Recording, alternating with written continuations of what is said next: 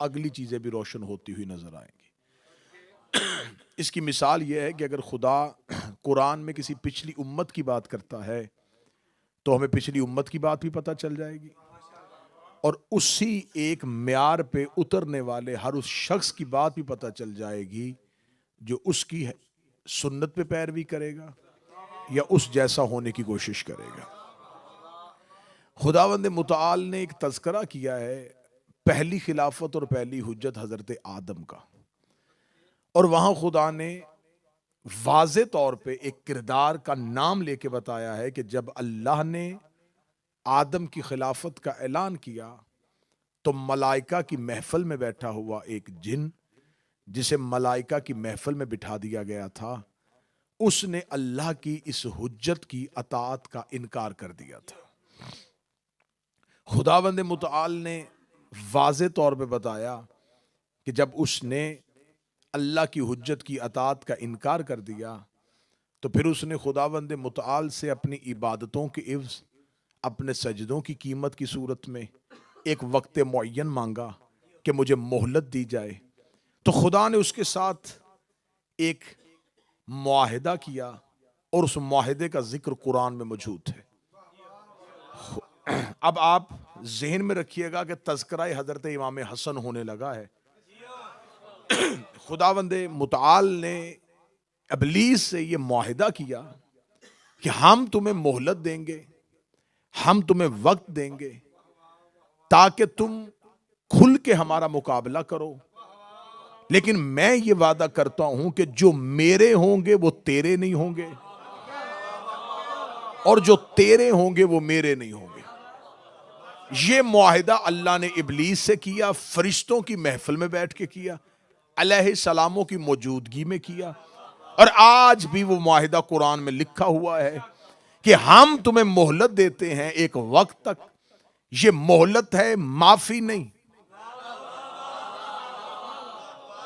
अब अगर आप जाग रहे हैं तो मैं मौजू से मुसलसल करने के लिए अगला लफ्ज कहने लगा हूं, ये मोहलत थी, सुलह नहीं थी। मालिक हुसैन इन हाथों को सलामत रखे, मेरे आका इन हाथों को सलामत रखे। ये अल्लाह ने बिस्मिल्लाह, ये अल्लाह ने इब्लीस को मोहलत दी थी, सुलह नहीं की थी। आज कोई मुसलमान ये नहीं कहता कि देखिए इब्लीस पे लानत ना करना क्योंकि अल्लाह का उसके साथ मुआहिदा हुआ है। हर कोई कहता है आऊज़ु बिल्लाहि मिनश शैतानिर रजीम, पनाह चाहता हूं मैं शैतान से जो मरदूद है। जब हम सवाल करते हैं शैतान से पनाह किस बात की, जब अल्लाह ने मोहलत दे दी हम भी मोहलत दे देते। कहते वो उसने खुद मोहलत दी है, हमें लानत का हुक्म दिया है। तो अगर तुम्हारा अकीदा इब्लीस के बारे में यह है कि उसने रब होने की वजह से मोहलत दी है, हमें लानत का हुक्म दिया है, तो हसन ने भी यजीद के बाप को मोहलत दी थी, लानत से माफी नहीं दी थी।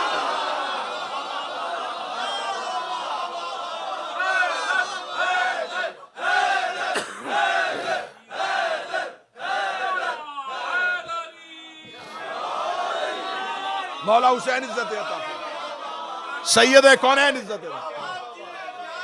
खुदा ने अगर इब्लीस को मोहलत दी तो इसे मोहलत समझो, सुलह न समझो। अगर खुदा चाहता तो उसके पास ताकत थी वहीं का वहीं इब्लीस को जहन्नम में फेंक देता, लेकिन खुदा ने इब्लीस को मोहलत दी। मोहलत इस वजह से दी, खुदा ने कहा ताकि क़यामत तक के लिए कुफ्र बेनकाब हो।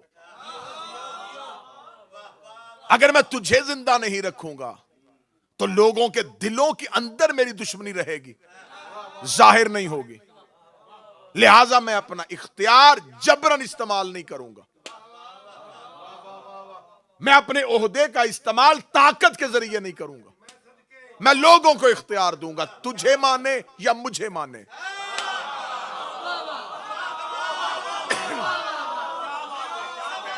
मैं कुरान से मुआहिदा हसन पढ़ने लगा। खुदा ने कहा मैं लोगों को इख्तियार दूंगा। आज अल्लाह ने दो फरिश्ते हम पे मुकर्रर किए, अमाल लिखते हैं, जबरन अल्लाह की अताअत नहीं करवाते।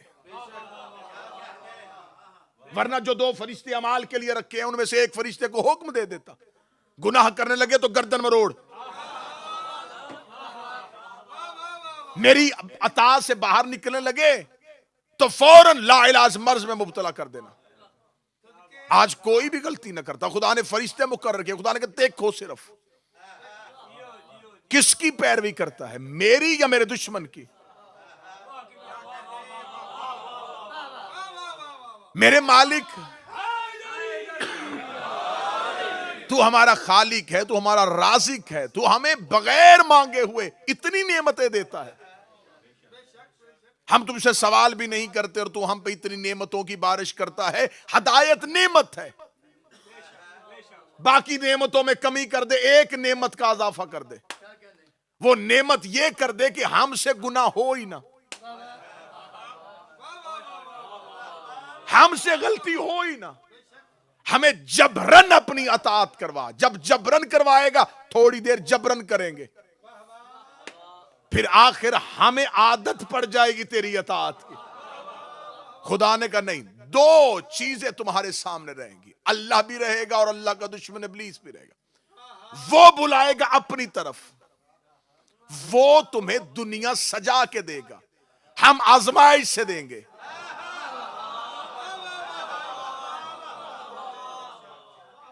अब तुमने देखना है कि तुम उसके झूठे वादे पे रहोगे या हमारे वादे पे रहोगे। वो तुम्हें कहेगा इसी वक्त दे दूंगा, लेकिन देगा नहीं। लेकिन मैं अपने वादे का, मैं अपने कॉल का पक्का हूं, मैं तुम्हें कहूंगा आजमाइश पे पूरा उतर, हां मैं तुम्हारा अजर महफूज रखूंगा। अब जाहिरन तुम्हें तकलीफ नजर आएगी, लेकिन असल में मैं तुम्हें आखिरी जिंदगी में तकलीफ नहीं होने दूंगा। मैं तुम्हें जन्नत जैसी नेमत दूंगा, मैं तुम्हें कौसर का पानी पिलाऊंगा, मैं तुम्हें मैदान माशर की गर्मी से बचाऊंगा। अल्लाह कहता उसने एक झूठा वादा किया, मैं 1000 सच्चा वादा करता हूं, लेकिन उसकी तरफ ना जाना, मेरी तरफ आना, क्योंकि शैतान दुनिया सजा के देता है लेकिन झूठी, अल्लाह वादा करता है हशर का लेकिन सच्चा। इसका मतलब सच्चे और झूठे में फर्क देखना हो, झूठा दुनिया सजा के देता है, सच्चा आखिरत सजा के देता है। इसीलिए हसन ने शाम वालों से कह दिया था अताअत करनी है तो बेशक करना, इसने झूठी दुनिया सजा के दी है, मैं जन्नत का वादा कर रहा।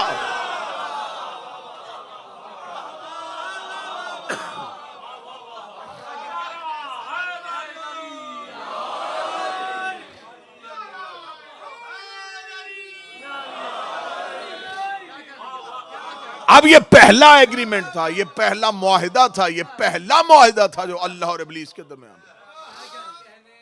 क्या इसके बाद ये मुआहिदा टूट गया? उसके बाद फिर मुसलसल हुआ, इब्लीस अपने नुमाइंदे भेजता रहा, अल्लाह अपने नुमाइंदे भेजता।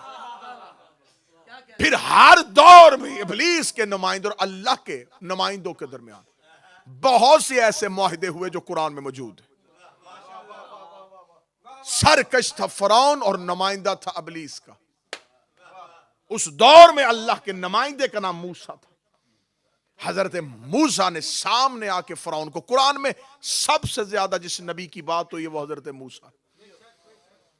हजरत मूसा ने फरौन से आके कहा देख तू सरकश है, तुग़यानी में है, अगर तू चाहता है, लेकिन खुदा तुम्हें सब कुछ नवाज रहा है, दे रहा है।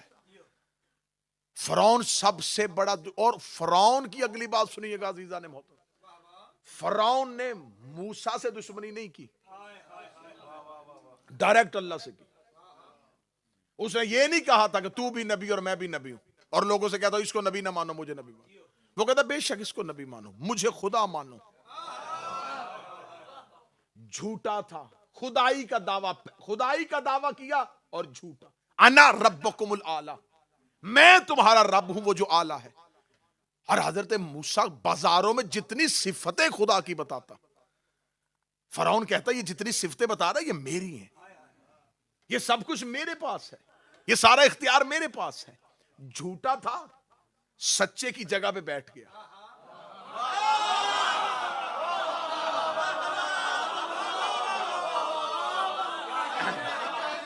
था झूठा, बैठ गया सच्चे की जगह पे, और सच्चा खामोश है।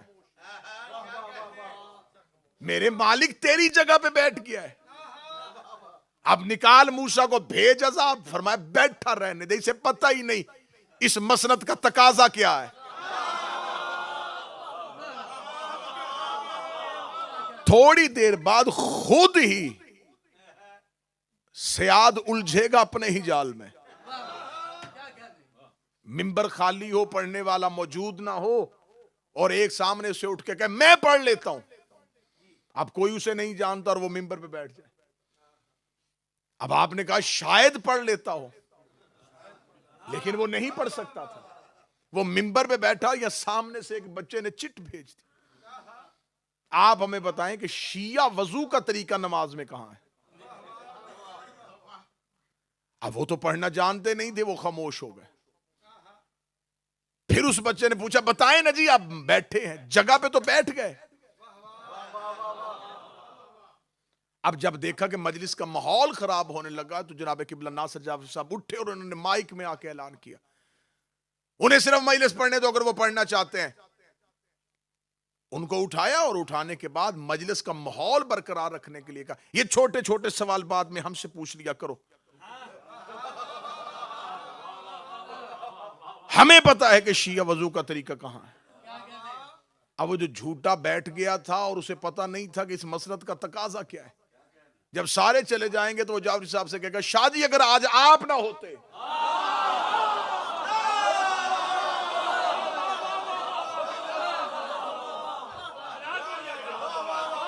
मैं तो मारा गया था,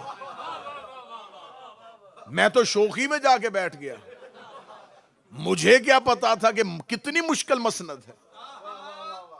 झूठा था, सच्चे की जगह में बैठ गया। अल्लाह ने कुछ नहीं कहा। रिस्क कौन दे रहा है? अल्लाह। सांसें कौन दे रहा है? अल्लाह।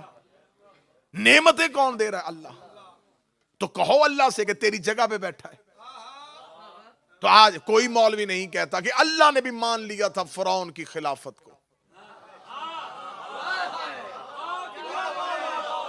मैं तो बड़े सवालों के जवाब दिए जा रहा हूं और आप खामोश। आज किसी मौलाना का कोई क्लिप नहीं आता कि खबरदार फिरौन की खुदाई को बुरा ना कहो। अल्लाह की खामोशी इस बात की दलील है कि अल्लाह उसकी खुदाई पे राजी था, परवरदिगार तो उसकी खुदाई पे राजी नहीं था। तो अगर किसी के पास इख्तियार हो तो वो अल्लाह से पूछे मेरे मालिक तू इस पे अजाब क्यों नहीं भेजता।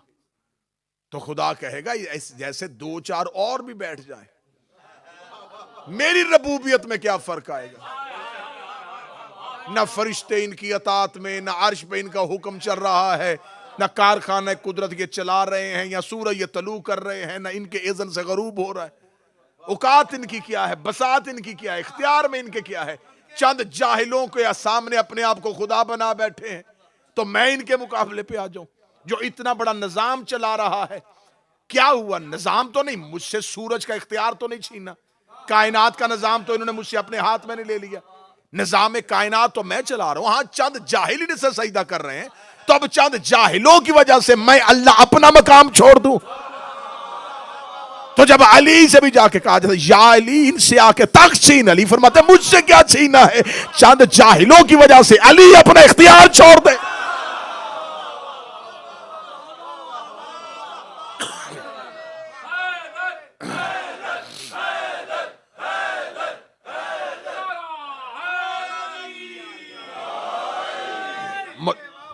तो हर दौर में अल्लाह का नुमाइंदा इब्लीस के नुमाइंदे से ये मुआहिदा सुलह का नहीं था। ये मुआहिदा अल्लाह के नुमाइंदे अल्लाह की सुन्नत पे पैरवी करते रहे। इब्लीस के नुमाइंदे इब्लीस की सुन्नत पे पैरवी, क्योंकि अल्लाह के नुमाइंदों का काम है तख्त और राज नहीं। अगर अल्लाह के नुमाइंदों का काम बादशाहत होती तो किसकी जुर्रत थी कि वो यूसुफ को कैद करे? किसकी जुर्रत थी वो मूसा को मुसाफरत में रखे? अल्लाह अपने हादियों के जरिए अपनी कौमों की आजमाइश लेता रहा। अल्लाह अपनी हुज्जतों के जरिए से, हुज्जतों की आजमाइश नहीं थी। मैं फिर जुमला कह रहा हूं, जुमला तकरीर का कीमती तरीन जुमला है। नबी कैद में हो तो यह नबी की आजमाइश नहीं, उस दौर की उम्मत की आजमाइश है।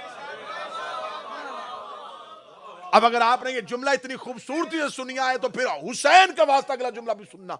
अगर इमाम गैबत में है तो इमाम की आजमाइश नहीं है,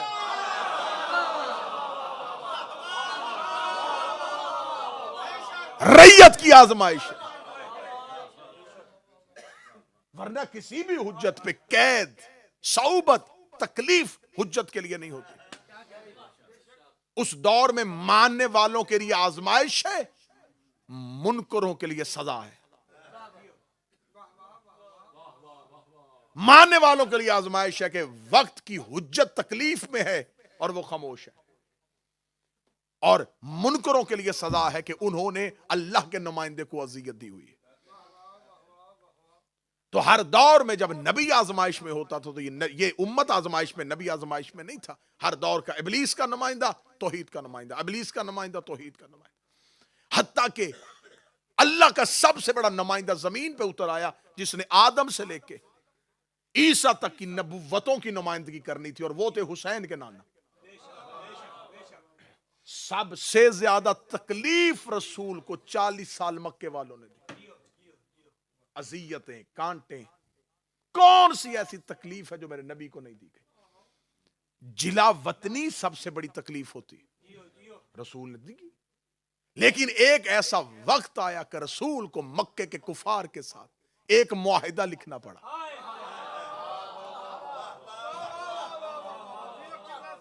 वो जो मुआहिदा था हुदैबिया का, वो रिसालत माब ने कुफारे मक्का के साथ किया। रसूल ने अपने लिए आसानी नहीं मांगी। मुझे खबर है कि ये तमहीद तौलानी हो गई है, लेकिन हजरत इमाम हसन की सीरत बताने के लिए यह जरूरी थी। आज जिसे तारीख में लिखा जाता है सुलह हुदैबिया, ये रिसालत माब सल्लल्लाहु अलैहि वसल्लम की कुफार के साथ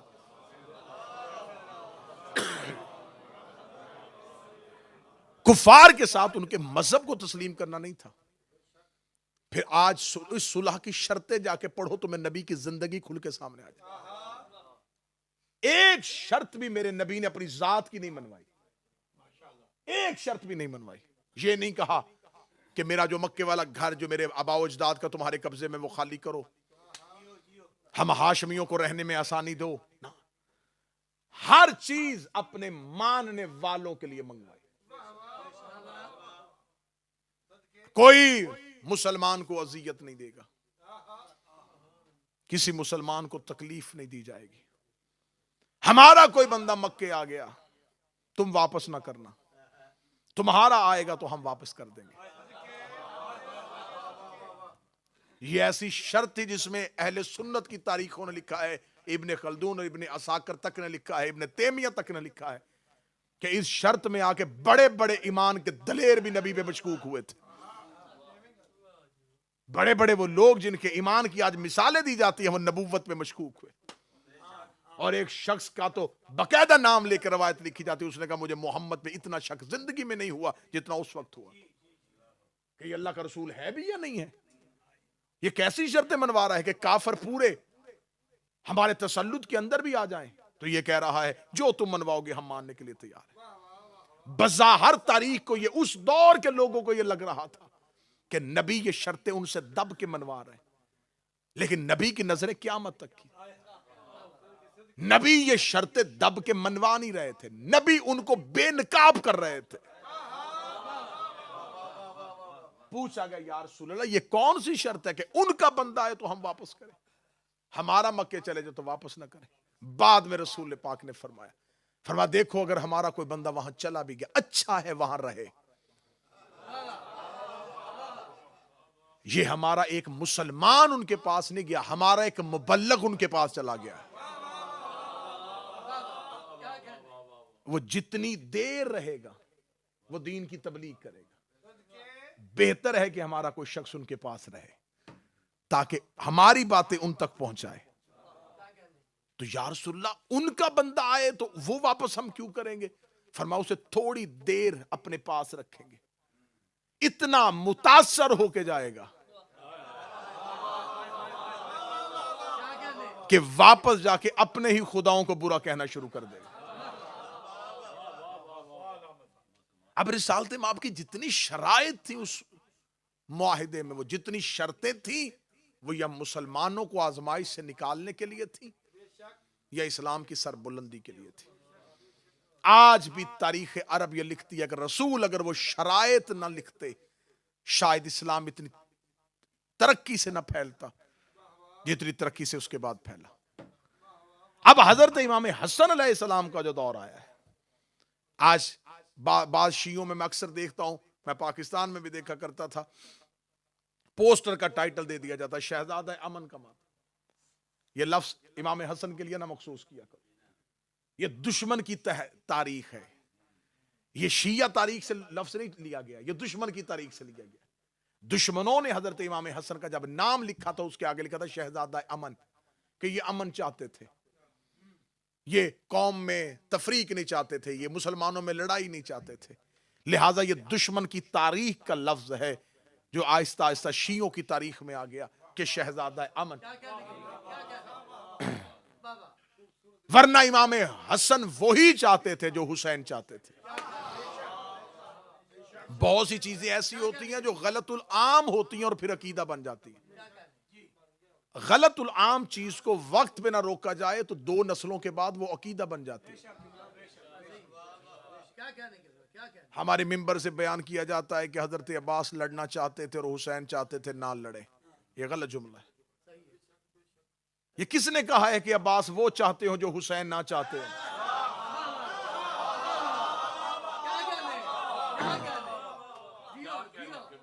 1400 साल के बाद आपको मशीयत हुसैन का पता चल गया? कब आके आपको मौला हुसैन ने कहा था कि मैं चाहता था कि ना लड़े? आप कहते नहीं, मजाज हुसैन बता रहा था कि वो लड़ना नहीं चाहते थे। तुम्हें 1400 साल के बाद किताब पढ़ के हुसैन के मजाज का पता चल गया, उसे हुसैन के घर रह के हुसैन के मजाज का पता ना चला।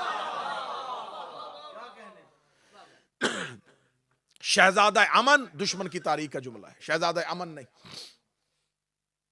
हाँ, इमाम हसन अलैहिस्सलाम, इमामत का मिजाज हर दौर में एक होता है। इमाम हसन के दौर में इमाम हुसैन होते तो वही करते जो इमाम हसन ने किया, और इमाम हुसैन के दौर में इमाम हसन होते तो वही करते जो इमाम हुसैन। जिस वक्त कलम की जरूरत थी कलम उठाना चाहिए था। अब उस दौर में वापस जाएं, जरा देखें तो सही कि जिस दौर पे इमाम हसन ये शराइत लिखवा रहे हैं वो दौर कौन सा है। मैं बिल्कुल नारों से बेनियाज होकर मजलिस साहब तक पहुंचाना चाह रहा हूं। यकीन कीजिए कि जब आप तारीख में जाके देखेंगे ना तो आपको ऐसे ऐसी तलख हकाइक सामने आएंगे, जैसा कि जितने भी आज मजहब शिया के अंदर फिरके बने हैं ना, उन फिरकों के पीछे कोई ना कोई दलील छुपी हुई। पहला फिरका जो मौला अली के बाद बना था, मौला अली के बेटों की वजह से, उस फिरके का नाम था फिरका कैसानिया। यह फिरका कहता था कि हम मोहम्मद हनफिया की इमामत के कायल हैं। यह पहला फिरका था जिन्होंने मौला अली के बाद जनाब मोहम्मद हनफिया जो है इमाम हुसैन अलैहिस्सलाम के बाद सैयदुल साजिदीन की इमामत को नहीं माना। आज भी इसके इसरात आज़रबाईजान और मिस्र के बाज़ इलाकों में पाए जाते हैं, जबकि बुरे तरीके से यह फिरका नाकाम हो चुका है, लेकिन अब भी उसके कुछ असरात नस्ल दर नस्ल बाकी। इनके पास एक दलील थी, इनके पास दलील ये थी, ये कहते थे कि इमामत जो है वो सिर्फ मखसूस है औलाद अली के लिए। अगर मौला अली के बाद इमाम हसन इमाम बने, इमाम हसन के बाद इमाम हसन का अगर बेटा इमाम नहीं बना तो हुसैन का भी बेटा इमाम नहीं होगा। इमाम हसन के बाद इमामत मौला अली के दूसरे बेटे के पास चली गई, और अगर इमाम हुसैन शहीद हो गए और अगर उस दौर में अली का कोई बेटा मौजूद है तो इमामत हुसैन के बेटे के पास नहीं जाएगी, अली ही के बेटे के पास जाएगी। तो लिहाजा उस वक्त मोहम्मद हनफिया मौजूद थे, तो लिहाजा मोहम्मद हनफिया को इमाम माना जाएगा। इन्होंने इस बुनियाद पे मोहम्मद हनफिया को इमाम माना। अब देखिए दलील कितनी कवी है, दलील कितनी पुख्ता है कि अगर मौला अली के बाद इमाम हसन का बेटा इमाम नहीं बन सका तो हुसैन का बेटा भी इमाम नहीं होगा। अगर अली का बेटा कोई मौजूद है तो मोहम्मद हनफिया। अब यहां पर आके आज तक यकीन करें शिया तरीक के भी बड़े बड़े मौरख जो हैं उन्होंने इश्तबा डाल दिया है, मोहम्मद हनफिया की जिंदगी को मशकूक बना दिया, मोहम्मद हनफिया की सीरत को मशकूक बना दिया। वो ये कह के मशकूक बना देते हैं कि देखें जब उन्होंने मोहम्मद हनफिया की इमामत का ऐलान किया तो मोहम्मद हनफिया खामोश क्यों रहे? मोहम्मद हनफिया को चाहिए था कि उनको कहते कि मैं इमाम नहीं हूं। उन्होंने सैयदुल साजिदीन की तरफ उनको रगबत नहीं होने दी, तो लिहाजा माज़अल्लाह सुम्मा माज़अल्लाह कि ये सब कुछ मोहम्मद हनफिया की मर्जी के साथ हुआ था और मोहम्मद हनफिया ने खामोश तरीके से अपनी इमामत का ऐलान किया था। दुश्मन की तारीख से शिया तारीख में आया और शिया तारीख ने आगे वजाहत नहीं लिखी और आज तक मेरी कौम की नस्लें उसकी सजा भुगत रही हैं। अब हमें सरकार मोहम्मद हनफिया का किरदार देखने के लिए उस दौर में जाना पड़ेगा कि मोहम्मद हनफिया खामोश क्यों थे। अब जब तक उस दौर में नहीं जाएंगे आपको हकीकत का पता नहीं चलेगा। हर दौर का तकाजा और है, आपको उस दौर में वापस जाना पड़ेगा। जब आप उस दौर में वापस जाएंगे तो पता चलेगा। जब हमने उस दौर में जाके देखा कि मोहम्मद हनफिया खामोश क्यों थे, तो आइए मैं आपको राज बताऊं। जनाब सैयदुल साजिदीन वाक़या करबला के बाद शाम के जिंदान में थे और इमाम मोहम्मद बाकर भी जिंदान में थे। दमिश्क में बंद कमरे में साजिश की गई कि कत्ले हुसैन के बाद, अब कत्ले हुसैन हमारे लिए अहम नहीं था, नस्ल इमामत को कता करना है। हुसैन के बाद हुसैन का बेटा इमाम है और उसके बाद आने वाला इमाम सज्जाद का बेटा। इन दोनों को जिंदान में रखो, जिंदान ही में इनको जहर और जुल्म के साथ शहीद कर दो ताकि नस्ल इमामत यहीं पे कता हो जाए और इमामत का सिलसिला आगे ना बढ़े। कत्ले हुसैन के बाद उन पे इतना हौसला आ गया था कि अगर हम नबी का बेटा मार सकते हैं तो नबी के दो बेटों को जिंदान में जुल्म के साथ भी शहीद कर सकते। दमिश्क में यह साजिश बन गई कि हम सज्जाद और बाकर को जिंदान में शहीद कर देंगे, कत्ल कर देंगे और नस्ल इमामत को यहीं पे खत्म कर देंगे। और खुदा कहता है कि जब तुम मकर करते हो, जब तुम बंद कमरे में बैठ के तदबीर कर रहे हो तो फिर अल्लाह भी तदबीरें करता है। वल्लाहु खैरुल माकिरीन, फिर अल्लाह से बेहतर तदबीर करने वाला कौन। इधर इन्होंने दमिश्क में साजिश रचाई, उधर अल्लाह ने मदीने में कुछ लोगों के जहन में ख्याल आया कि इमाम तो मोहम्मद हनफिया को होना चाहिए। उन्होंने मोहम्मद हनफिया की इमामत का ऐलान कर दिया। बात दमिश्क फैल गई, दमिश्क बात पहुंची कि तुमने सज्जाद को कैद किया, गया तो इमाम है ही नहीं।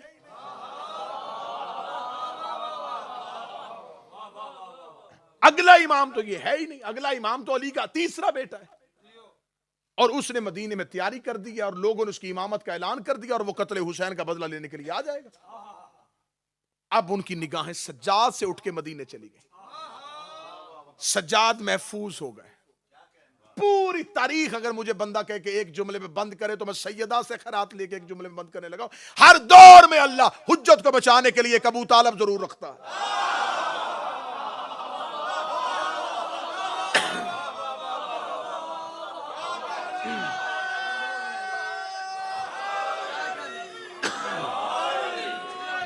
हर दौर में एक अबू तालिब जरूर। आज तक हजरत अबू तालिब पे तारीख मशकूक है कि कलमा नहीं पड़ा था, वाज़े ऐलान कर देते मोहम्मद की जान खतरे में थी। वाज़े ऐलान नहीं किया है। ऐसी ऐसी ये मजलूम शख्सियात हैं कि इन्होंने तारीख के भोंडे अल्जाम अपने सर पे ले लिए लेकिन हुज्जत को महफूज रखा। हजरत अबू तालिब चाहते खुल के ऐलान कर देते, हजरत अबू तालिब ऐलान कर देते, रसूल उसी दिन कत्ल हो जाते। बज़ाहिर ऐलान नहीं कर रहे लेकिन मोहम्मद को बचा रहे हैं।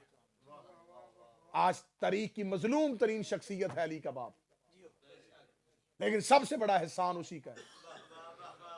मोहम्मद हनफिया आज तक तारीख में मजलूम है। शिया मिंबरों से कब बात की जाती है मोहम्मद हनफिया की? इसलिए कि वाकयात ही कसरत के साथ नहीं मिलते। जो वाकयात हैं उनको भी मशकूक बना के पेश किया गया। जनाब मोहम्मद हनफिया मदीने में बैठ के सैयदुल साजिदीन की शाम में हिफाजत कर रहे हैं।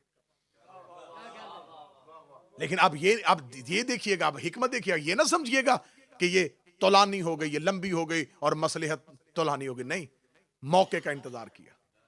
सैयदुल साजिदीन वापस मदीना पहुंच चुके, मदीना में आ चुके। अब मदीना इस काबिल हो गया है कि अब मदीने पे हमला नहीं हो रहा और ये जुबैर का खानदान और अफवाज यजीद आपस में एक दूसरे के साथ जंग की हालत में है। अब मोहम्मद हनफिया को मौका मिल गया कि अब सज्जाद की इमामत का ऐलान होना चाहिए। अब हज के दिन आ गए और हज पे सैयदुल साजिदीन भी चले गए और मोहम्मद हनफिया भी आ गए। चचा भी पहुंच गया, भतीजा भी आ गया। मोहम्मद हनफिया की इमामत के कायल भी आ गए, सैयदुल साजिदीन की इमामत के कायल भी। अब आ गया खुतबा हज, और खुतबा देता है वक्त का इमाम। खुतबा वक्त के इमाम का हक है। अब जब सैयदुल साजिदीन भी मौजूद है और ये वहाद हज है जिसमें दो आइमा के अलहदा मानने वाले मौजूद हैं। मोहम्मद हनफिया के मानने वाले कहें हज का खुतबा तो मोहम्मद हनफिया ही देंगे। सैयदुल साजिदीन के मानने वाले के नहीं, ये खुतबा हक जो है वो अली इब्न अल हुसैन का। इससे पहले के दोनों गुरु आपस में लड़ते, मोहम्मद हनफिया ने कहा देखो फैसला हम करते हैं, और तारीख ने कहा ये जुमले सैयदुल साजिदीन की तरफ से नहीं, मोहम्मद हनफिया की तरफ से कहे गए, क्योंकि इल्जाम मोहम्मद हनफिया पे था ना, खामोश रहे। तो खामोशी का बुत भी मोहम्मद हनफिया नहीं तोड़ा। अगर ये पेशकश सज्जाद करते तो आज फिर तारीख मशकूक कर देती। देखा सज्जाद ने बचाया। मोहम्मद हनफिया ने खुद ऐलान किया, उन्होंने कहा देखो इमामत तुमने नहीं चुनना कि किसने है, इमाम बनाना तुम्हारा काम नहीं, अल्लाह का काम है। हमने सिर्फ यही फैसला करना है कि अल्लाह किसको इमाम बना चुका है, मुझे या इसे। तो फैसला तुम अपनी तलवारों से क्यों करने लगे हो? तुम्हारे पास क्या हक है? तुमने अल्लाह का मशवरा देखना है ना कि अल्लाह ने किसे मनाया, तो अल्लाह के अम्र का इंतजार करो। उन्होंने कहा कैसे इंतजार करें? फरमाया मैं भी हजर अस्वद को सलाम करता हूं। सज्जाद भी हजर अस्वद को सलाम करे, जिसके सलाम का जवाब हजर अस्वद दे दे वो इमाम होगा। ये कह के मोहम्मद हनफिया ने हजर अस्वद को सलाम किया, हजर अस्वद खामोश रहा। मौला सज्जाद ने देखा हजर अस्वद अपनी जगह से उठा, मौला सज्जाद के लबों के करीब आया। मोहम्मद हनफिया गए अपने मकाम से, अपनी पीछे से अबा उतारी, जनाब सज्जाद देख के दोनों हाथों के बिठा गए, हाज़िल इमाम। अब सतर कहूं, अगर आप ज़हनी तौर पे तारीख के इस जंगल में आ चुके हैं, मोहम्मद हनफिया ने सज्जाद की गदीर का इंतजाम किया।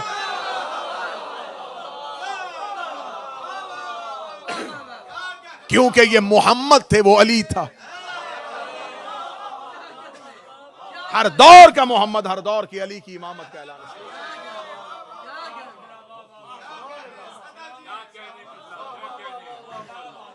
तारीख की मजलूम तरीन शख्सियत जनाबे जैद बिन अली बिन हुसैन, मजलूम तरीन शख्सियत। मौला सैयदुल साजिदीन के बेटे जैद तारीख के मजलूम तरीन शख्सियत। सबसे ज्यादा तारीख के मुअर्रिख ने रवायतों पे और उस दौर के दुश्मनों ने तलवारों से जख्मी जैद को किया। लेकिन अब जनाब जैद के लिए किताबें खामोश, मिंबर खामोश और गुफ्तगू नहीं हो रही। आज भी जनाब जैद के क्याम को एक फिरका है, फिरका जैदिया, कि देखे जी मौला सज्जाद के बाद मौला इमाम ज़ैनुल आबिदीन के बेटे जैद जो थे उन्होंने क्याम किया है, तो लिहाजा इमाम मोहम्मद बाकर की बजाय जनाब जैद जो है वो इमामत के सही हकदार है। उस दौर में, उस दौर के मोहम्मद बाकिर थे और अली जैद थे। कोई एक मजलिस हो पूरी 1 घंटा और एक खमसा हो तो जनाब जैद पे पढ़ा जाए। जनाब जैद हाशमियों का वो बहादुर था, इसने शाम वालों को तारीख बता के हमला किया था।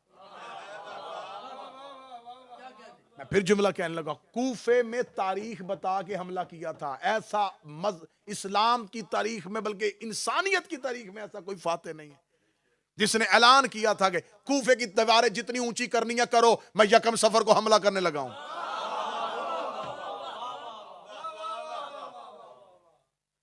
कह के हमला किया है। आले मोहम्मद अलैहिस्सलाम ने कहा है ये हमारे घर का दूसरा अब्बास है। एक बड़ा मशहूर कौल है जो आपको मुख्तलिफ, आपने बचपन में स्कूलों में देखा होगा लिखा, जिल्लत की जिंदगी से इज्जत की मौत। कितना मशहूर कौल है कि मैंने सिर्फ लिया और आपने ले। ये जनाब जैद का फरमान है, ना ये हकायत रूमी है, ना ये फरमान शेख सादी है। जनाब जैद का नारा था कि जिल्लत की जिंदगी से इज्जत की मौत बेहतर है। अब हजरत इमाम हसन अलैहिस्सलाम भी तारीख की मजलूम तरीन शख्सियत। हमें इमाम हसन अलैहिस्सलाम के उस मुआहिदे को देखने के लिए दौर में जाना पड़ेगा। तकाजा क्या था उस दौर का? तकाजा उस दौर का यह था कि अमीर अल मोमिनीन जैसे फातिह को कूफा में तन्हा कर दिया गया था, और मौला अमीर अल मोमिनीन दीवार कूफा के साथ सर लगा के बैठ के कहते थे, मुझे शाम वाला अपना एक बंदा दे तो मैं इधर से अपने 10 दे दूं। क्यों? मौला ने फरमाया वो एक हो के अपने लीडर को इतना मानते हैं कि वो उनको बुध वाले दिन भी जुमा अगर पढ़ाता था। इस बात को हम हमेशा मिंबर पे इस अंदाज में पेश करते हैं कि हम उसकी इस बात पे उसको तज़हीह का निशाना बनाते हैं। ये देखे कितना पागल था, बुध वाले दिन जुमा पढ़ाता। लेकिन इसमें इबरत यह है कि उसके मानने वालों ने अपने पेशवा को इस कदर मान लिया था कि वो अपने मानने वालों का ईमान देखने के लिए वो ऊंटनी को दरबार में खड़ा करके उनसे कुरान पे कसम ले लेता था कि ये ऊंट है, और वो दे देते थे। वो बुध वाले दिन कहता था जुमा पढ़ो, वो पढ़ देते थे। और अली के पास आकर रोज पूछने वाले, अली के लश्कर में उठने वाले पूछते थे, बता अली, ये जो तू तलवार उठा रहा है ये अल्लाह की तरफ से है या तू अपनी जाती तरफ से उठा रहा? मौला अली का एक जुमला तारीख के सीने पे ऐसा लिखा हुआ है कि उस जुमले से लहू टपक रहा है।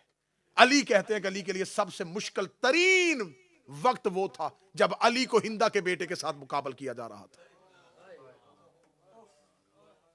मौला अली फरमाते मेरे लिए मुश्किल तरीन लम्हात जिंदगी के ये थे कि दुनिया मुझे और मुआविया के आपस में तकाबुल कर रही थी कि किसको चुने, कहां मुआविया कहां अली।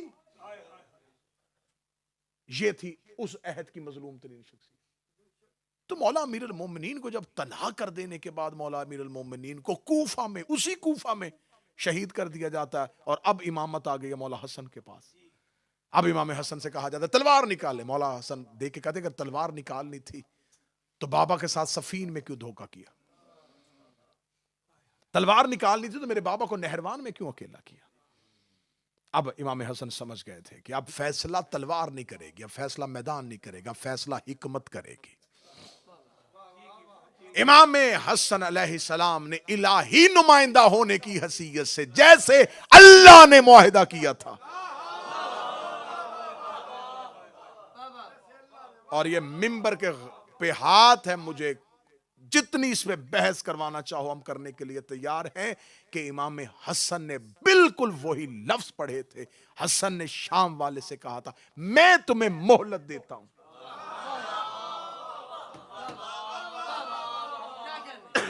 आप शायद तकरीर का पहला जुमला भूल गए। अल्लाह ने इब्लीस से कहा था मैं तुझे मोहलत देता हूं।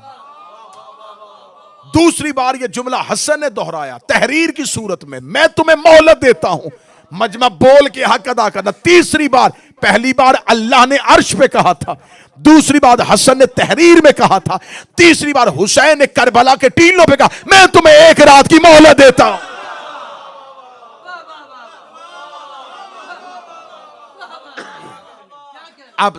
अब आज के बाद अपनी आंखों को जब भी तारीख के सफहात पे मरकूज करें तो जहन में रखिएगा जिस दौर में हुज्जत कहे ना कि मोहलत देता हूं,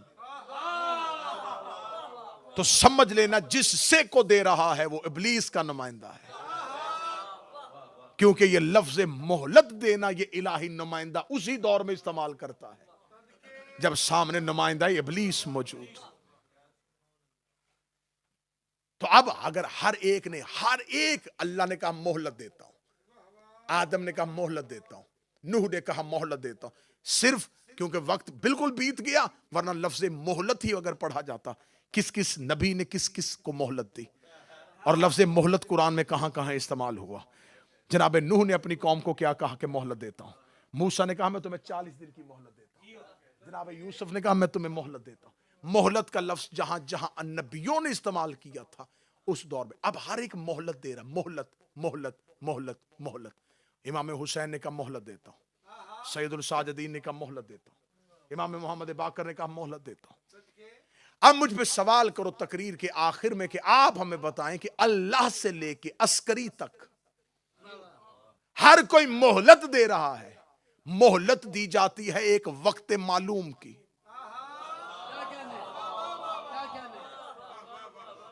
आप किसी से कहें कि मुझे उधार दे इस तारीख तक, वो कहता इस तारीख तक मैं वापस नहीं मांगूंगा, मोहलत देता हूं। मोहलत मुलतवी की जाती है जब आगे हद मुअय्यन हो। जब तक हद ना हो लफ्ज मोहलत का इस्तेमाल ही नहीं हो सकता। अल्लाह ने अबलीस से कहा मोहलत देता हूं, नूह ने कौम से कहा मोहलत देता हूं, इब्राहिम ने कौम से कहा मोहलत देता हूं, मूसा ने कौम से कहा मोहलत देता हूं, अली ने कहा मोहलत देता हूं, हुसैन ने कहा मोहलत देता हूं। पूछो तो सही, ये हर दौर में अल्लाह से लेके हर नुमाइंदा मोहलत किसे कहता रहा? इमाम से पूछा गया ये मोहलत किसे कहते हैं? फरमाया मोहलत है हमारे आखिरी बेटे के ज़हूर का नाम।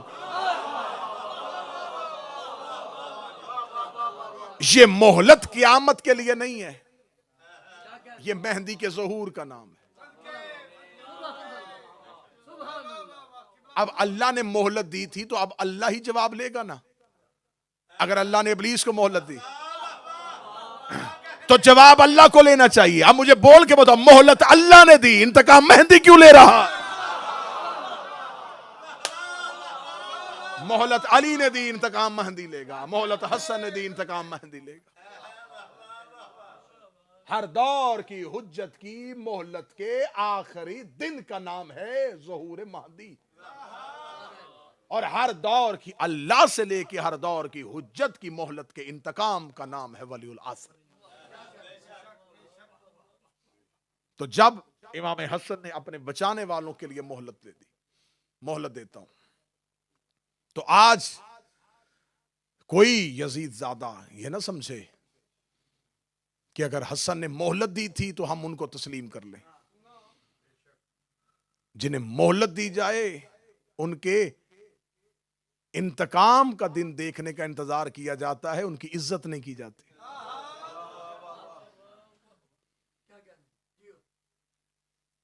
28 सफर सैयदों का एक नुकसान नहीं हुआ। मैं आज ही वापस पलटा हूं करबला से।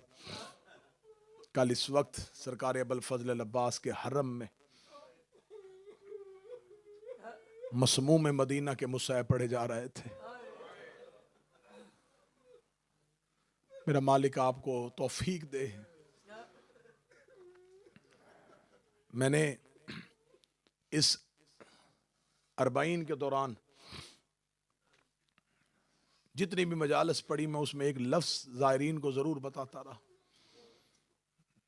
कि हर साल ही, मैं कई सालों से 40 पे जा रहा हूँ, हर साल ऐसा लगता है कि इस साल सबसे ज़्यादा रश था। क्योंकि बशर के इख्तियार ही नहीं कि वो मलाइका की तादाद को देख सके। हर साल कब्र हुसैन की ज़ियारत करने के लिए इतने लोग आ जाते हैं कि हर साल ज़ाहिर ये कहता है कि ये मेरी ज़िंदगी का पहला 40 है जिसमें इतना रश है। मैं नजफ से करबला मशी में भी रहा। मैं आपके साथ एक मुशाहिदा तबादला ख्याल करने लगा हूं कि नजफ से लेके करबला इस 85 किलोमीटर के फासले पे जो ज़ायरीन गए वो गवाही देंगे। एक छोटी सी सड़क है जिस पे लाखों का हजूम चलता है। अब मैं सतर पढ़ने लगा हूं। मैंने पहली बार मर्दों के हजूम में औरत को इतना मुतमिन चलते देखा है।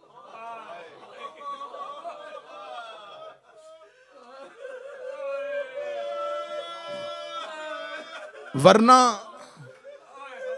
फितरत का तकाजा है, जैसे जैसे मर्दों का हजूम बढ़ता जाता है औरत का दिल घबराना शुरू हो जाता है।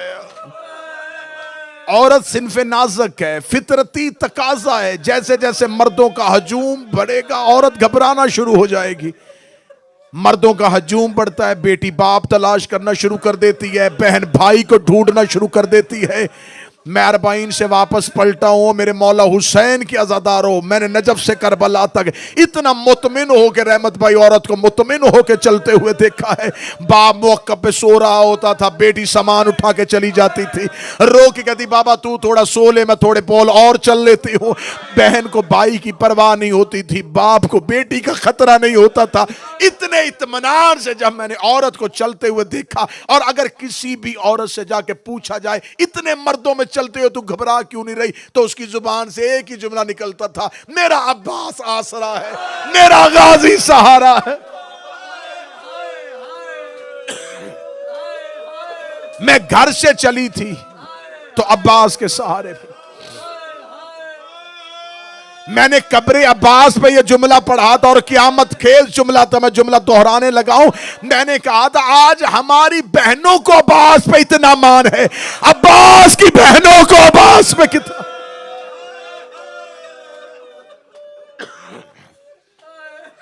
आज हमारी बेटियां तन्हा चले जाती हैं करबला,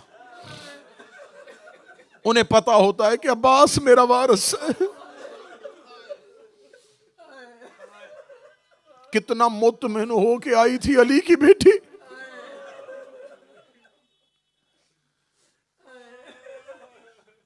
मैं वो जुमले दोहराने लगा हूं जो मैंने कब्र हुसैन और कब्र अब्बास पे पढ़े। मेरे मालिक ने मुझ पे तरस किया ना, मैं इस काबिल हूं, गुनाहों का कद ज्यादा है, उनके करम का कद बड़ा है कि मैंने कई रातें कब्र हुसैन पे पढ़ा, कई रातें कब्र अब्बास पे पढ़ा। मैंने ज़ायरीन को जाफरी साहब खिताब करते हुए कहा था, मैंने कहा तुम वापस जाते हो ना जब हुसैन के शहर से, कितना बेचैन होता है ज़ाहिर, बड़ी मुश्किल होती है ज़ाहिर की कब्र हुसैन से वापसी। अलविदाई जियारत इतनी मुश्किल होती है, मैंने लोगों को धाड़े मार के रोते हुए देखा। जब आखिरी बार जाते ना हुसैन की कब्र पे, रो रो के जरी को सीने से लगाते, एक ही बार बार बार बात कह रहे होते, मौला हुसैन पता नहीं दोबारा आएंगे ना। कितनी बेचैनी होती है जाहिर को जब वो अलविदाई जियारत के लिए कब्र हुसैन पे जाता है। तो मैंने ज़ायरीन से बोबिशा जी कहा था, मैंने कहा तुम कब्र हुसैन से जा रहे हो, आबाद हरम छोड़ के जा रहे हो, सोने का गुंबद और चांदी की जरी छोड़ के जा रहे हो, और तुम इतनी चीखें मार के रोते हो जबकि हजारों जा रहे और हजारों आ रहे हैं। इतनी आबाद कब्र देख के तुमसे जोड़ा नहीं जाता। बगैर कफन के भाई की लाश करबला में छोड़ के गई थी मोहम्मद की बेटी। आज आबाद कब्र छोड़ना इतना मुश्किल है, तो जिसने बगैर कफन के लाश छोड़ी। हौसले मोहम्मद की बेटियों के जनाजे की बरामदगी है, मातमी पुरसे के लिए तैयार है। 4 जुमले उस शहनशाह के पढ़ूं जो हुसैन का भी इमाम है, जो अब्बास का भी इमाम है। बड़ी खामोश तबीयत थी ज़हरा के बेटे की। या मैं जुमला बदलता हूं तो शायद तेरी आंसू और हाय निकले। बड़ा नफीस मजाज था फातिमा का बेटा।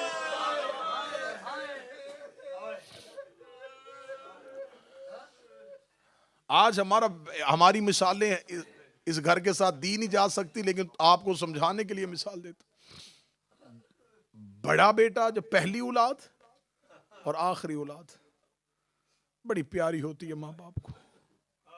हसन माँ बाप की पहली औलाद थी, बड़ा प्यार किया था। चलो मैं तुम्हें रुलाने के लिए, तुम जनाजे पे बैठे हो, मैं अगला सत्र पढ़ दो।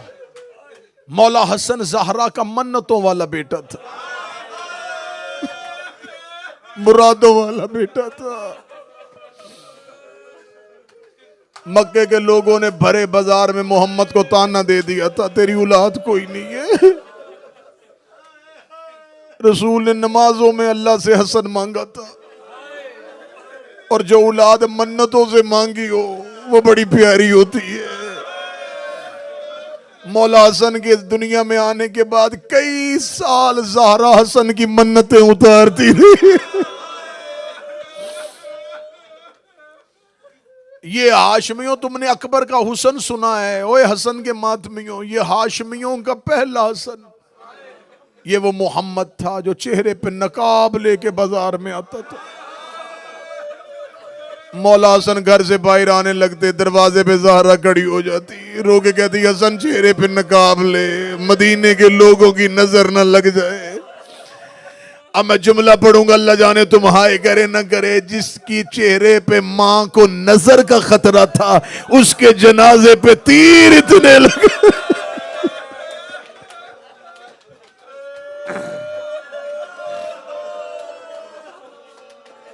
बड़ी रूहानियत वाली मजलिस, बड़ी कबूलियत वाली मजलिस। दुआएं मांगते आना, रोते आना। लाडला बेटा ज़हरा का, बाप के बाद बहनों का बाप, बाबे के बाद भाइयों का अली। जब जनाब फरवा ने जहर दिए ना, जहर मिली हुई है मेरे बादशाह को, अमामा उतरा हुआ है, चेहरे की रंगत जर्द हो गई है, मुंह से लहू शुरू हो गया। जनाब फरवा के दरवाजे पे आए, दरवाजे पे दस्तक दी, फरवा दरवाजा खोल। जनाब फरवा ने दरवाजा खोला, मौला हसन की हालत देखी। कासम की मां रो के कहती, मौला ये हालत किसने की? जनाब फरवा से कहते, आहिस्ता बोल, मेरा कासम जाग जाएगा। फरवा, मेरा कासम कहां है? और जिसकी मेहंदियां उठाते हो ना, मेरा कासम कहां है? फरमाया सो रहा है। फरमा मेरा कासम जगा। जब मौला हसन को जहर मिली, जनाब कासम की उम्र इतनी थी जितनी करबला में हुसैन की सकीना की उम्र। 3.5 साल का सिने मुबारक था कासम बादशाह का। ये मेहंदियों वाला कासम, ये हसन का अमीर बेटा। बड़े लाड से बहनों ने ये हसन का यतीम पाला था। ये हाशमियों का वो बच्चा था, वो जवान था जिसे बहनें और फुफियां दिन में 7 बार लिबास बदलवाती थी। जनाब फरवा ने एक दिन आलिया से आके कहा था, बीबी मेरे कासम को इतना कीमती लिबास बार बार क्यों बदलवाती है? बीबी आलिया देख के कहती थी, कासम की माँ, यतीमों के लिबास से लोगों को यतीमों का पता चलता है। मैं अपना कासम इतना अमीर देखना चाहती हूँ, जमाने को पता ही ना चले मेरा कासम यतीम है। 3.5 साल का शहजादा मां ने उठाया, बाबे के सीने पे लिटा दिया, गरम सीना। जनाबे कासम तड़प गए, बाबे की दाढ़ी चूम के कहते, बाबा सीना गरम क्यों है? मौला हसन ने माथा चूम के कहा, मेरा लाल, मेरे सीने का ना पूछ, मेरा तू ही बेटा है, मैं गरीब हो गया हूं, मेरा एक काम कर। फरमाया बाबा हुक्म कर। फरमाया मेरी बहनों को जाके मेरी मौत की इतला दिया। मैं बड़े सुकून से पढ़ता जाऊंगा तो मातम करना, मैं कोशिश करूंगा शहादत पूरी पढ़ सकूं। मेरी बहनों को जाके मेरी मौत की इतला दे। क्या सर पे कुरान रख के बताओ, 4 साल के बच्चे को मौत की इतला देनी आती है? बाबा जी कासम रो के कहने लगा, बाबा कहूंगा क्या? मौला हसन करीब बुला के कहते, करीब आ। करीब आया, जनाब कासम के सर से अमामा उतार दिया, मदीने की रेत उठाई, कासम के सर पे डाली, कासम की आस्तीनें पलटी, गिरेबान फाड़ा, रो के कहता, अब कुछ ना कहना, तेरा चेहरा देख के पहचान। अजरो कमल अल्लाह, अजरो कमल अल हुसैन। जिसने हाय कही है ज़ैनब की माँ, तेरी हाय कबूल करे। जिसने हाय कही है हसन की बहनें, तेरी हाय कबूल करे। बहनों को अच्छे लगते हैं जो जनाजों पे ऊंची आवाज में रोते हैं। तेरी हालत देख के पहचान जाएगी तो यतीम हो गया। 3.5 साल का कासम, उल्टी आस्तीनें, फटा गिरेबान, सर पे मदीने की रेत, रोते हुए जनाब ज़ैनब के दरवाजे पे पहुंचे। दरवाजे को हाथ लगाया, दरवाजा बंद था। जनाब कासम दरवाजे से चेहरा लगा के बैठ गए। आहिस्ता आहिस्ता रो के कहते, पुप्पी दरवाजा खोल, अम्मा मेरे बाबे को जहर मिल गई है। पुप्पी जाग, तेरा कासम तुझे बताने के लिए आया है। कासम की आहिस्ता आहिस्ता आवाज थी। अली की बेटी बिस्तर से तड़प के उठी, रो की कहती, अम्मा फिजा चराग रोशन कर। बीबी रो की कहती, ज़हरा की बेटी, अभी नमाज शब को वक्त है। रो की कहती, मैंने ख्वाब देखा है, मेरी माँ का पहलू से हाथ उठा हुआ है, मेरे नाने के सर से दस्तार उतरी हुई है, दुआ कर मेरे भाइयों को खैर हो। अम्मा दुआ कर मेरे हसन को खैर हो, दुआ कर मेरे हुसैन को खैर हो। अम्मा जल्दी कर दरवाजा खोल। बीबी फिजा ने दरवाजा खोला, दरवाजा खोलना था, किताबें कहती कासम रोते रोते दरवाजे पे सर था। जो ही फिजा ने दरवाजा खोला, कासम की पेशानी फिजा के कदमों पे आई। जनाब ज़ैनब रो के कहती कौन है दरवाजे पे आया? फिजा देख कहती बीबी कोई बच्चा मांगने के लिए बैठा है, मांगने का नाम आना था। कासम रो के कहता पहचान। बीबी ज़ैनब तड़प के कहती मेरा अमीर कासम। रो कहता अमीर कासम नहीं, तेरा यतीम कासम। अजरुकुम अल्लाह, अजरुकुम अल हुसैन। अम्मा बाबा को जहर मिल गई, तड़पी जनाब ज़ैनब, रो के कहती अभी तो मैं मां का पहलू नहीं भूली, अभी तो मैं बाबे का जख्मी सर नहीं भूली। मुसलमानों ने मेरी हवेली दोबारा उजाड़ दी, सर पे ततहीर की चादर ली, भाई के घर की जानब आलिया दौड़ी। अब यहां तक सुन लिया, अब अगला नक्शा सुनना। जब आलिया हसन मौला के घर पहुंची, हालत क्या है? जिगर के टुकड़े कट कट के बाहर आ रहे। जनाब फरवा तश्त लेके बैठी है। जो ही ज़ैनब का पहला बैन आया, मौला हसन की आवाज आई, फरवा मेरी ज़ैनब आ गई है, मेरे जिगर के टुकड़े छुपा ले, मेरी बहन मेरे जिगर के टुकड़े देख के मर न जाए। इधर आलिया दरवाजे पे पहुंची, जनाब फरवा ने जिगर के टुकड़ों पे अपनी चादर थी, बीबी ज़ैनब चादर हटा के दी ना छुपा, मैं हाथों पे लेने आई हूं। और मेरी मां ने मुझे वसीयत की थी, और मेरे हसन के जिगर के टुकड़े।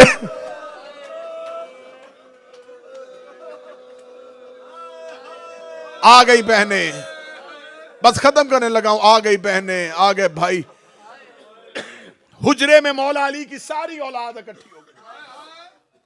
मौला हुसैन ने अपने सीने की टेक दे के भाई को बिठाया। मौला हुसैन के सीने की टेक, मौला हसन बैठे, बंद आंखें हैं मेरे बादशाह की। मौला हसन दे के कहते हैं हुसैन जी आका, ज़ैनब कहां है? मौला आपके पांव में बैठी है। कलसूम कहां है? मौला आपका दूसरा पांव पकड़ के बैठी। रुकैया कहां है? मौला कदमों में खड़ी है। सज्जाद कहां है? मौला ये जमीन पे बैठा है। बंद आंखों के साथ हसन कहते हर कोई आ गया, अब्बास नहीं आया। अल्लाह जाने तूने कैसे जुमला सुना है। फिजा रो के कहती है मौला मैं दरवाजे पे 7 बार गई हूं, दीवारों पे टकरे मार रहा है, रो रो के कह रहा मैं जिंदा था, बतूल के बेटे को जहर मिल गया। मौला हसन की आवाज आई कोई मेरे अब्बास को बुलाओ। अब मैं जुमला बस पढ़ जाऊंगा, तुम समझ लेना। जब कहा ना मौला हसन ने मेरे अब्बास को बुलाओ, हुसैन रोक दे, ज़ैनब चादर संभाल, अब्बास आ रहा है। हाय अली की बेटियों तुम्हारे मान, हाय ज़हरा की बेटियों तुम्हारे मान के सदके। अब्बास हुजरे में दाखिल हुए। अली की बेटियों ने अपने चेहरे ढांप लिए।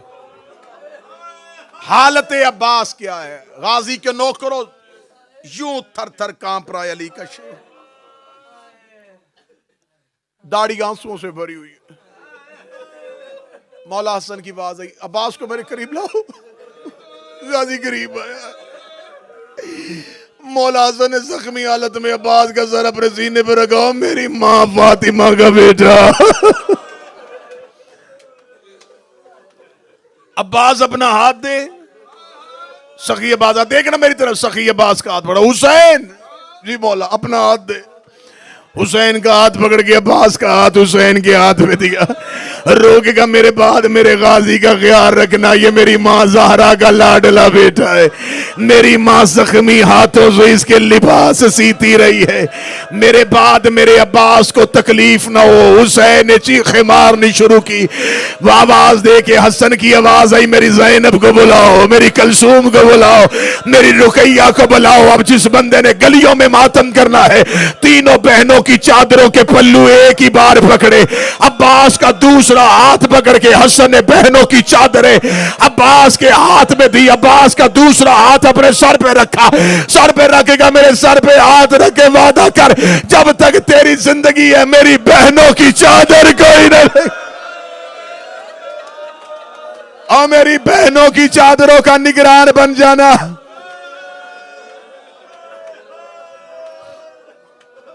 हुसैन जी मेरा बादशाह, हुसैन मेरे बाद मेरे कासम का ख्याल रखना, मेरे कासम को यतीमी का ख्याल ना आने देना। मौला हुसैन रो के कहते अकबर से ज्यादा मोहब्बतों से पालूंगा तेरा कासम। वसीयतें की, इसरार इमामत हवाले किए, भाई के सीने पे भाई का सर था। कालू इन्ना लिल्लाहि व इन्ना इलैहि राजिऊन। मदीने में सैयदों के घर से चीखों की आवाज आई, भाइयों ने गुस्ल दिया, भाइयों ने कफन दिया, बड़ी मुश्किल से बहनों ने हसन का जनाजा छोड़ा। अब वक्त बीत गया, मैं ज्यादा तफसील नहीं पढ़ सकता। भाइयों ने ज़हरा की हवेली से भाई का आबाद फूलों वाला जनाजा उठाया।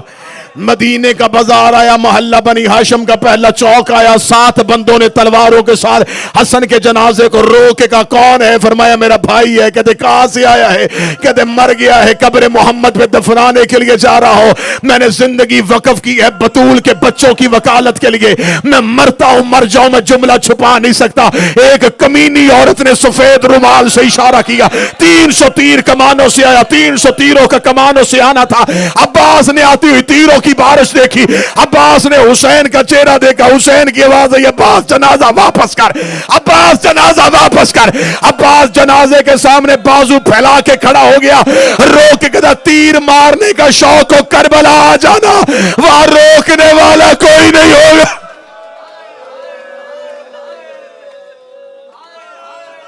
हसन के जनाजे पे अब्बास बाजू फैला के खड़े थे, यूं तीरों की बारिश को देख रहे थे। हुसैन ने कहा अब्बास जनाजा वापस लेके चल। अब्बास ने हालत देखी, अब्बास घर की जानब दौड़े। जिन भाइयों के जनाजे घरों से जाएं, वो बहनें कमरों में नहीं बैठी होती, दरवाजे पे खड़ी होती। ज़ैनब दरवाजे पे खड़ी थी। ज़ैनब ने गली में अब्बास को दौड़ते हुए देखा, जिगर पे हाथ रख के कहती कलसूम दुआ कर जनाजे को खैर हो। लेके जनाजा गए थे, वापस अकेला अब्बास आ रहा है। अब्बास करीब पहुंचा, ज़ैनब की आवाज आई गाजी मुझे सलाम क्यों नहीं किया? अब्बास ने सर से अमामा उतारा, ज़ैनब के कदमों पे रखा, रो के लगा तुझे मेरी मां की चादर का वास्ता, मुझे मेरी तलवार दे दे, ओ मेरे मरे के जनाजे में तीर लगे, मेरे मरे के जनाजे पे तीर लगे। ज़ैनब अब्बास को रोक रही थी, हुसैन तीरों वाला जनाजा लेके घर आ। बहन ने भाई के जनाजे पे तीर देखे, अली की बेटी ने सर से चादर को उतारा। हुसैन ने ज़ैनब का हाथ पकड़ा, पूरी औलाद से अलहदा ले गए। हुजरे में जाके कहते तू ज़हरा की बेटी है, मैं अली का बेटा हूं। सबर हमारा मुकद्दर है, आजमाइश है। ज़ैनब तुमने औलाद को संभालना है। ज़ैनब मैं तुम्हें अलहदा इसलिए लेके आया हूं, जन्नत से एक कफन आया था, उस कफन को नाना ने मां के हवाले किया था, मां वो टुकड़े तेरे हवाले करके गई थी। बीबी ज़ैनब, अभी रवायत सुन लेना। बीबी ज़ैनब रो कहती हाँ हुसैन मुझे याद है, जबरील जन्नत से एक कफन लेके आया था, नाना ने मां को दिया था, नाना की शहादत के बाद एक टुकड़ा नाने को दे दिया था। फिर मां गई दुनिया से, फिर हमने एक टुकड़ा मां को दे दिया था। फरमाया फिर गया बाबा दुनिया से, मैंने कूफे में एक कफन बाबे को पहना दिया था, एक मैंने अभी हसन को पहनाया है। रोगी कहती हुसैन अब एक कफन बचा है, वो मैंने तेरे हिस्से का बचा के रखा है। हुसैन वो तेरे हिस्से का कफन है, गरीब करबला ने बहन के गले में बाहें डाली। रोके कहने मेरे हिस्से का कफन भी ले आ। रोकेगा फिर तू क्या पहनेगा? आवाज आई मुझे कफन की जरूरत ही नहीं होगी, मैं बगैर कफन के चला जाऊंगा। और मेरे गरीब को मेरे हिस्से का कफन पहना। आज करबला से कफन लेके आते हो, हुसैन ने अपने हिस्से का कफन गरीब ज़हरा को दिया। आखिरी रवायत पढ़ने लगा हूं। भाई का जनाजा हुजरे में पड़ा था। ज़ैनब ने जैसे हाजी काबे का तवाफ करते, भाई के जनाजे का तवाफ किया। हुसैन की आवाज आई, ज़ैनब तू अली की बेटियों को लेके हुजरे से बाहर जा। फरमाया हुसैन तू क्या करेगा? गरीब जमीन पे गिर गया, रो के कहने लगा अब्बास को ना बताना, मैं जरा एक लम्हे के लिए अकेला जनाजे पे बैठूंगा। फरमाया अब्बास भी नहीं तो तू जनाजे पे बैठ के क्या करेगा? हुसैन रो के दे मुझे हसन के जनाजे से तीर खींचने हैं। अल्लाह जाने तूने जुमला कैसे सुना है। ज़ैनब ने हुसैन का हाथ पकड़ा, रोकेगा तूने निकालना है अकबर की जिगर से बर्छी का फल, तूने निकालना है असगर की गर्दन से तीर, तूने निकालना है अब्बास की आंख से तीर। हुसैन तेरा इम्तिहान करबला में होना है। फरमाया फिर हसन के जनाजे से तीर कौन निकाले? ज़ैनब ने जानू जमीन पे रखा, अली की बेटी ने भाई के जनाजे से पहला तीर निकाला, कब्र ज़हरा पे गई, रो के